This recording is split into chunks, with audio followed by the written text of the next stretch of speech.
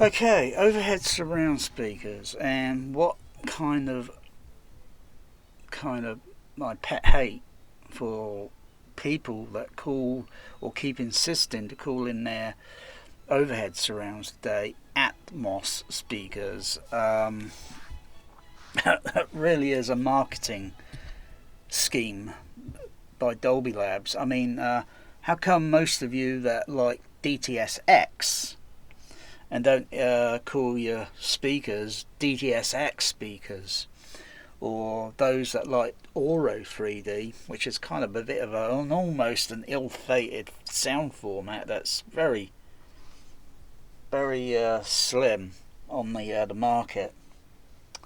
And how come most of you don't call it Auro 3D speakers? Now, the only thing you would call or mention is VOG, Voice of God. I mean, yeah, okay. Um, so the lineage and the history of overhead surrounds, to me, when I noticed Star Wars back in 1977, I saw that in two different auditoriums at the Odeon here in Bournemouth. Screen 1, Screen 2. Here's a picture of Screen 1. Let's just flip my... This is a picture of Screen 1. This is a very late picture, very early-ish picture of a few years ago when the auditorium was, or the cinema was closed down because they were moving to a new premises which were not too far away from the original downtown, where this had, I think it was 6 screens. This was the upstairs auditorium, screen number 1. You can see the curved screen there. That's partly slightly put in front of the original by just increasing the screen width and height and such. But here in the ceiling, you've got an overhead surround here, one down there, one there, one over there, one up here, but the other one ain't visible because the person that took the picture probably didn't may have had the camera zoom on a little bit of zoom, or didn't pull back a little bit to show the full curved cylindrical ceiling. And around the sides there are JBL 8330 Mark 1s, and a few in there, and a few, and one up in this corner here, and one down up in this corner, which is a bit dark to see. Yeah, for many years I thought the overhead surround, the way it was fitted and where it's placed and the height of it, was immersive storytelling, and that was back then. To me, when I was listening to movies, that was only playing a Dolby CP 50 processor, which would have been up in this projection booth up here. I've been up in that booth once, had a look, and that was all back around about 1998 or 99. No, 1990 I think, 88 or 89, yes. Someone invited me up there in the booth and I had a look and saw a CP50 in there with very oldish amplifiers, but then I think they were only 40 or 50 watt, but they didn't need to be really big because the speakers were high efficiency behind the screen. And it sounded pretty good over the years. It wasn't like THX, you ain't going to get all that bass pressing into your body, but it was pretty good. And that's let's get my remote. That's that auditorium. Let's move on to something else and just hold on a sec. Let's just get the brightness up on the screen. Okay. What's the next picture? Slide. Hang on, let's go a little bit later. I'll zoom in on that. I'll zoom in on this. Right, that's a picture of screen 2 downstairs. The original. It was divided up into shoebox screens in 1989. This probably was a bit before when they revamped or refurbished the auditorium with the surround speakers. Originally they used to go along down the sidewalls there, and this angle here is very doesn't show a very wide angle of the auditorium.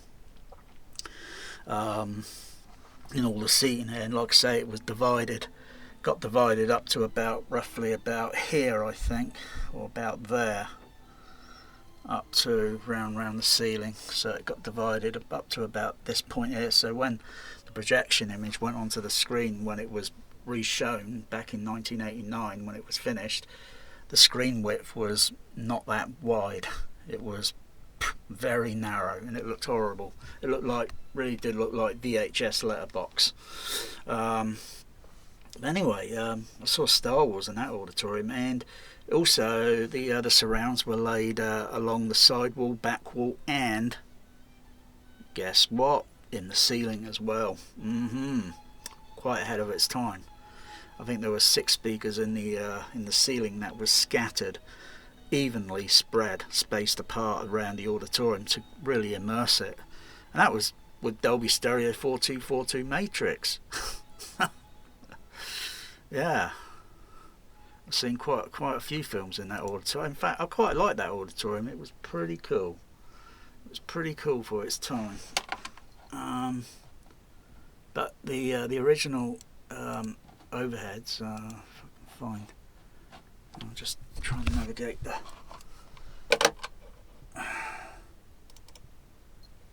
There's a picture of when it was all divided up, and so you walk down the back of the auditorium, and that's just timber there and plasterboard. But what's this up here? What's that? Oh, it's a square bit of wood, yeah. But that's where one of the original overhead surrounds were.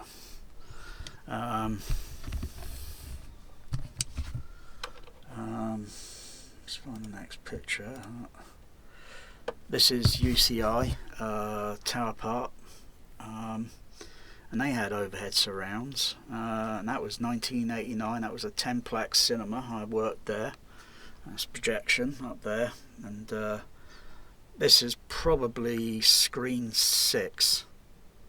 It might be screen 6. Now again, it could be screen 5. I can't remember. So it's 32 years ago. There you could walk down the side of the. I think it's either walk from here down this way, or was it the opposite way? I can't remember.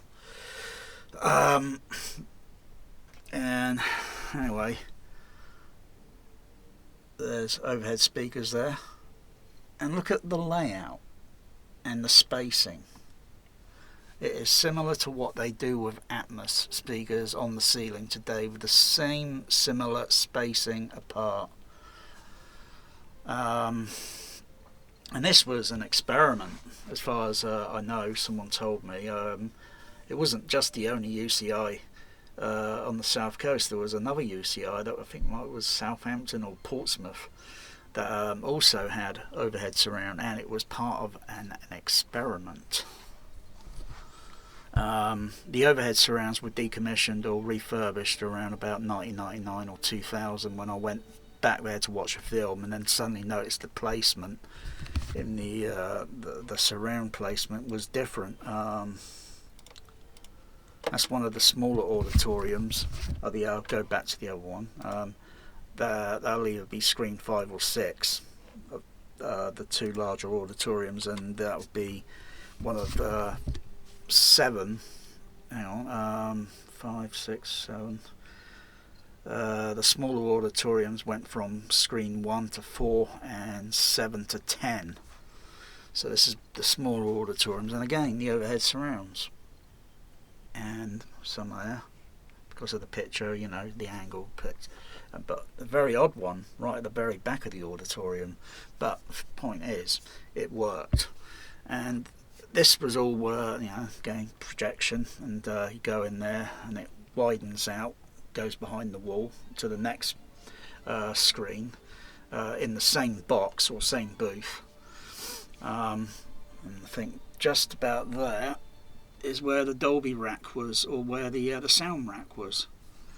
And there's the slide projector, and about there will be where the 35mm Cinemecanica Victoria 5 projector would be. These auditoriums were designed for about a 90 dB sound pressure level, and the overhead surround were pretty damn good. I mean, wow. I mean, I still get flashbacks even if I listen to a film here today. You know, I've seen quite many films in these auditoriums. Dolby A-type SR, I think the odd few DTS ones. I worked for UCI from 1989 to about 1990, and then I left, and then, you know, people move on. And then lastly I worked for Warner Brothers in 1998. And then after that, that's it. I don't really care to go back to all this, especially today, because cinema now is dead, thin, the end. Home cinema is now the future, because cinema can no longer do presentation. Presentation faded, probably 20 years ago, very slowly, piece at a little time at these big premiere cinemas. It was slowly being phased out, sadly, and now it's just like, you know, video TV land. It isn't cinema. Like David Lean would say, cinema is original, television isn't. And David Lean is absolutely right, you know. Yeah. So next, I don't think there's any other more pictures there. No, that's it. It's only a bit of some of the. There's probably other auditoriums around the world that might have had overhead surrounds. You know, because Cinerama, I think it kind of started with Cinerama. Someone pointed out to me, and I thought, oh, that's an interesting bit of fact of history. I didn't know that. It was kind of like by Cinerama. It makes sense, you know, looking at the Odeon. Cinerama, it makes sense, but trying to find a service projection surround manual sort of thing for Cinerama is like looking for a needle in a haystack. The Cinerama here would have been just a process of, I think, just a single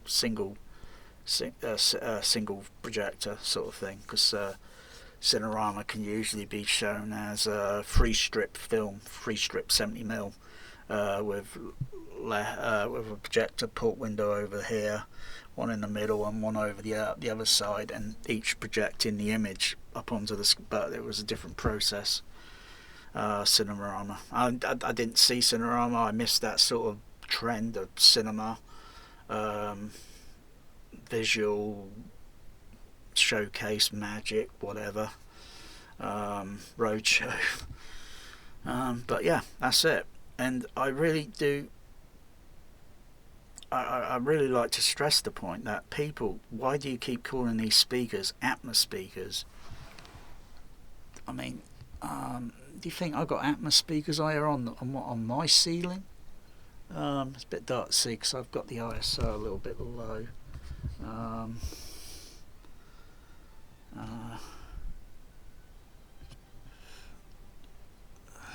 is it?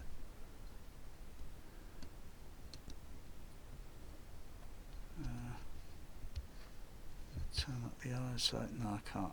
I'm not going to mess. Anyway, you can see a speaker there, but I've got about 9 of them on the ceiling. 9. Because I use a special decoding to make the Atmos decoding a little bit better than the substandard Atmos decoding in most home theatres. So I really, you know, I do stress that stop calling these speakers Atmos speakers, really, because it's just a marketing name. You're either brainwashed by Dolby Labs or you're real fanboys, and hey, if you're real fanboys, then how come you haven't got any Dolby Professional in the home then, in the home cinema? I can brag, I've got bragging rights. So how come you haven't got any of that stuff? And if you think that was pricey, it was cheap compared to some of the prices that I've seen a CP200 selling for. Because it's no longer supported by Dolby Labs, so you shouldn't pay more than, I don't know, 500 for it. And if you can get cheaper than that, then great. Oh yeah, I can just zoom in there. Look at that, Cinerama. Wow. Well, that's it. That's it. So stop calling these bloody speakers Atmos speakers, because you don't call them Oro speakers, you don't call them DDSX speakers. You keep calling them all freaking Atmos speakers, and it's annoying. And Dolby Labs, I might say, have virtually kind of swept all the other sort of thing under the rug. You don't see any of that on their history, on their lousy website. Their lousy website. Not even anything mentioned about We Were Soldiers, Sonic Whole Overhead Surround. That was only used in one US cinema for a week or two or whatever.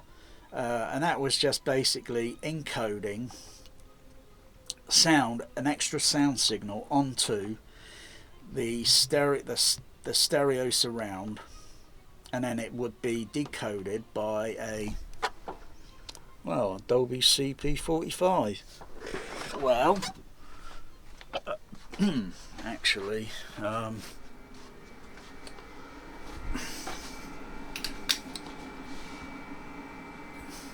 decoded by a Dolby SA10, which is, when you open them up and look inside, it's a CP45. It's just been modified. It doesn't have the volume fader on the front. The other EQ filter here have been desoldered, and most of the other things, and the optical preamp and such, have been removed and everything. The back panel totally different to the CP45, but when you open it up, this card here and this card here and this card here are exactly the same as a CP45. Most other projectionists will be saying, bloody hell, why buy that when you could probably use anyone got a CP65 laying around or a CP55 laying around? You can wire that up to the stereo surround, and guess what? It's going to do the exact same thing. The more things surround, the more they surround and surround the same. Crikey, you could even use one of these Dolby things, Dolby EXD4, which is the same as an SDU4, which I got in my rack. Oh my goodness. And how many people have got an actual THX sound system in the home? Yeah, how many? I say almost zero. So much for the fanboys out there that, you know, keep talking about it on forum sites or YouTube, and yet they don't have the pro version. Crikey! If you look on eBay, you can buy it.